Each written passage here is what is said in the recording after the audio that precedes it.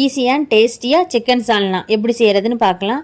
Mixie ஜாரில் 15 சின்ன வெங்காயம், ஒரு பெரிய சைஸ் தக்காளி, ஒரு டேபிள் ஸ்பூன் ஃபுல்லாக இஞ்சி பூண்டு பேஸ்ட், அரை டீஸ்பூன் மிளகு, அரை டீஸ்பூன் சீரகம், அரை டீஸ்பூன் சோம்பு, ஒரு பிரியாணி இலை, ஒரு சின்ன பீஸ் ஜாதி பத்திரி, அரை டீஸ்பூன் கரம் மசாலா, ஒரு டேபிள் ஸ்பூன் மல்லித்தூள், ஒரு டீஸ்பூன் காஷ்மீர் மிளகாய் தூள், 2 டேபிள் ஸ்பூன் தயிர். இது எல்லாத்தையும் சேர்த்து நல்லா நைஸாக அரைச்சி எடுத்துக்கோங்க.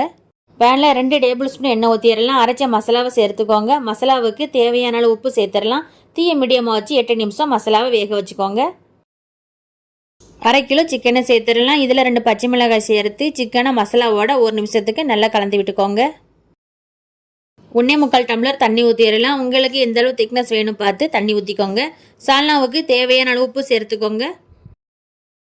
மூடி 20 நிமிஷம் வேக வச்சு எடுத்தீங்கன்னா செம்ம டேஸ்டியான சிக்கன் சால்னா ரெடி. பரோட்டா, சப்பாத்தி, இடியாப்பம் இது எல்லாத்துக்கும் செம்ம டேஸ்டியாக இருக்கும். நீங்களும் கண்டிப்பாக செஞ்சு பாருங்கள். நன்றி.